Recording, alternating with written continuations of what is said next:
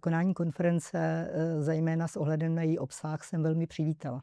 Myslím si, že způsob předávání zkušeností a zejména těch praktických věcí je nejlepší formou právě takovýchto setkání.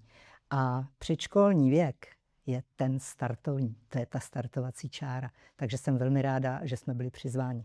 Tady jsou děti velmi dobře ještě formovatelné děti nevychováváme v mateřských školách, děti formujeme.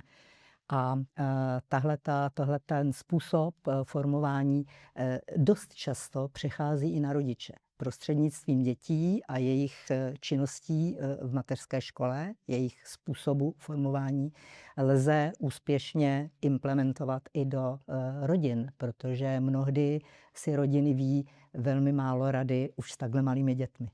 Mateřská škola má 200 dětí, je to 8 tříd, je tam 30 zaměstnanců, takže tady samozřejmě ten dosah je poměrně dost velký. My jsme mateřská škola se sportovním zaměřením, takže už to je o disciplíně, už to je o zdravém životním stylu. Máme zařízenou kuchyň, kde nevaříme na sporáku, vaříme velmi zdravě, což je doplněk k tomu a hodně se věnujeme právě duševnímu zdraví dětí.